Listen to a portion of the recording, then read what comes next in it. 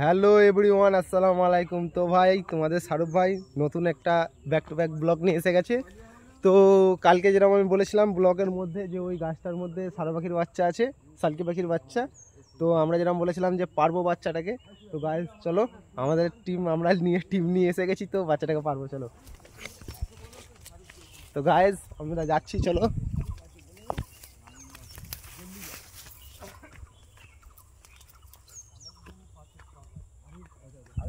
দেখতে পাচ্ছ গাইস, তো সবাই এসে গেছে এখানে।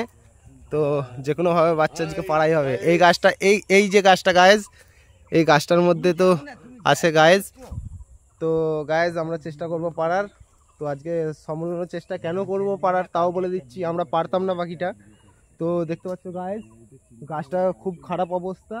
তো গাছটা খুব হিলছে, ঠিক আছে। তো কালকে আমরা এসেছিলাম যেহেতু, তো দেখেছিলাম গাছটা খুব হিলছে।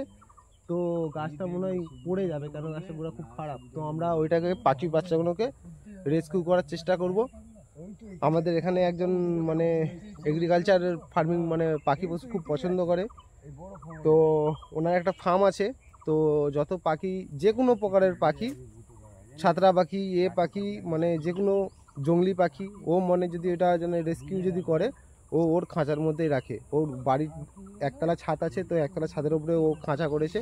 তোর মধ্যেই ও রেখে সব পাখির দেখাশোনা করে। বিভিন্ন রকম পাখি, কোনো মানে যে দামি পাখি আছে যে এটা রাখবো এটা রাখবো না, ওসব কোনো ব্যাপার নয়। সে অনলি ফর পাখি শুধু রেস্কিউ করে, ঠিক আছে।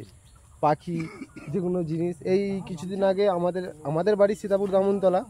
তো ওইটা হচ্ছে তোমার এখান থেকে আধ ঘন্টা লাগে যেতে গদাইপুর। তো গদাইপুরে যেখানে আলু চাষ হয়, ওখান থেকে ও একটা খরগোশ ধরে নিয়ে এসেছিলো। তো জালে ফেঁসে পা কেটে গেছিলো খরগোশটার। লাল খরগোশ, পাহাড়ি খরগোশ যেরকম লাল হয় ওরকম লাল খরগোশ। তো খরগোশটাকে ও রেস্কিউ করেছে। এখন ওর আমি গেছিলাম দুদিন আগে, তো ওর বাড়িতেই আছে, দেখলাম যে দাদার বাড়িতেই আছে। তো গায়েস দেখতে পাচ্ছ উঠবে গাছে। আর সব এখানে আছে, এই সাজিত আছে, আমরা আছি, বাপ্পাদা একটি গেছে ওইদিকে। তো চলো দেখা যাক, ব্যাক টু ব্যাক ব্লকে থাকো। আর দেখো এই মইতাজুল এসে গেছে আমাদের, এও একটা ব্লকার আছে। তো সাজিদ ভাই কি হবে? হ্যাঁ, এই তো সারো পাখি পাড়া হবে। তো কি পেরে এটা মানে ব্যবস্থা কিছু একটা করতে হবে। পাখিটা কিন্তু ঠিক জায়গায় পৌঁছতে হবে, পাখিটা কিন্তু আমরা নিয়ে যাব না। না না, একে তো ঠিক হ্যাঁ জায়গার মধ্যে পৌঁছতে হবে। হ্যাঁ, গাছটা খুব সাবধানে উঠবে, না না খুব সাবধানে উঠবে, ঠিক আছে। গাছটা ঝড়েতে যদি পড়ে যায় পাখিটা তো নষ্ট হয়ে যাবে, ঠিক মারা আছে। যাবে। তার জন্য এই পাখিটাকে পেরে যেতে আমরা কোথায় চিকিৎসা করতে পারি। ঠিক আছে, চিকিৎসা করার দরকার নেই, ওরা ভালোই আছে অবশ্যই আশা করব। কেন যেহেতু ওদের ধাড়ি, একটু রিস্ক আছে। হ্যাঁ রিস্ক তো আছে। তো এই হ্যাঁ ঝড় বজ্রঘাত পড়া গাছ, হ্যাঁ হ্যাঁ, বাই চানে ঝড় গাছটা কিন্তু অনেক দিনের গাছ। হ্যাঁ হ্যাঁ, বহুত পুরাতন গাছ গায়েস, গাছটা অনেক দিনের গাছ। দেখতে পাচ্ছ গায়েস, এ দেখো গায়েস, গাছটার মধ্যে মানে এসে গেছে, দেখতে পাচ্ছেন। গাছের গোড়াটা খুবই খারাপ অবস্থায় আছে। তো দেখা যাক, রোদও খুব পড়েছে দেখতে পাচ্ছ। এই আমরা উঠবো গাছে আর কিছুক্ষণের মধ্যে। এটাতে নাবো না, ওই ফুটোটা দেখো শাহরুখ ভাই, এই ফুটোটা এই দেখো। একটা ভিডিও করছি, গালাগালি দিলে ঘেরে পেয়ে এই ফোনটায় দেখো। গায়েস দেখতে পাচ্ছ, তো বাসাটা ওখানের মধ্যেই আছে। এই দেখো গায়েস,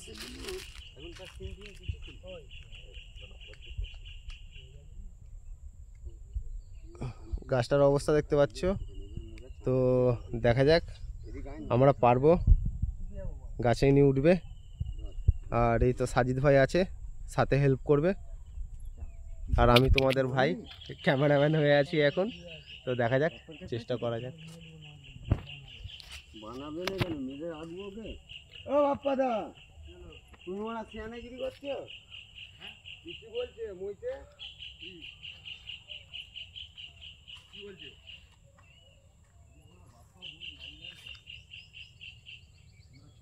অনেক উঁচুই আছে, তাই না?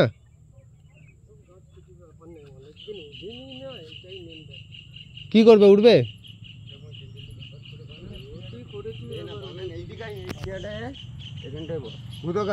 বাপ্পাদা কি হবে, তুমি কি বলতে চাও? পাখিটা পাড়া হবে? পাখি বাচ্চা পাড়া হবে গাইস।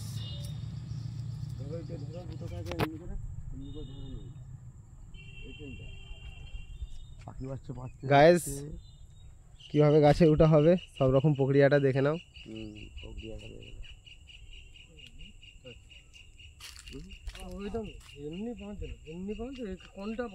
ঝোলা করো না,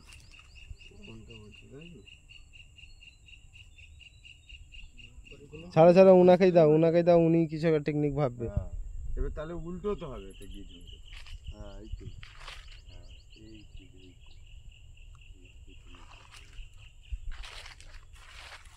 এটা উনি রেডি করে বসো শাহরুখ ভাই, একদম সাবধানে। আমরা মাল বানাচ্ছি এখানে, বানাবো বাপ্পাদা। দেখো গাছে উঠছে, ভিডিও করছে, বানাও তুমি তুমি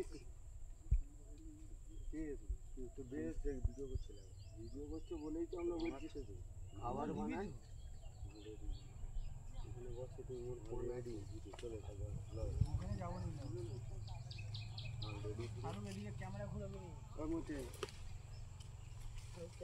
এখন কেউ খালি টানবি নি বাবু,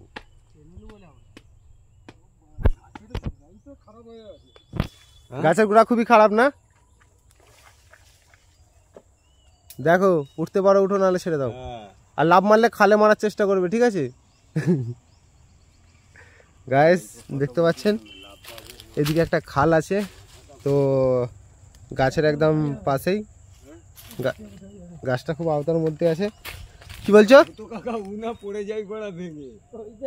ছাড়ো ছাড়ো, নেমে চলেছো। গাইস দেখতে পাচ্ছ গাছটা কেরম হিলছে গাইস? হ্যাঁ ওই পাখির ওখান থেকে ভাঙবে, ওরে সরে যা। গাইস দেখতে পাচ্ছ কেরম হিলছে গাছটা? এই বড় বিশাল জিনিস গাইস, এটা কি দেখো গাইস? কি পাখি? লাড়ালে পড়ে যেত গাইস, একটা সাদা মতো পাখি ছিল এখানে গাইস। লাড়া দিলে কিন্তু পড়ে যেত, ওটা পড়ে যেত। ওই দিকেই পড়বে ভূত কাকা, দেখো সে খালের দিকে। যা দুজনে লাড়া পড়ে যাবে, উপরেরটাতে বাসা আছে।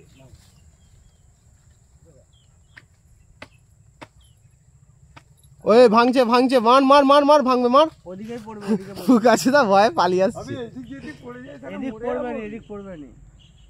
ওইদিকেই পড়বে। না তোমার হিম্মতকে দেখবো।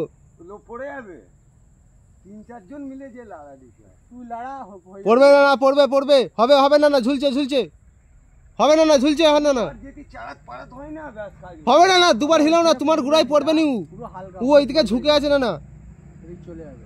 তুই জান না তাহলে রেঙ্গির ছেলে, তুই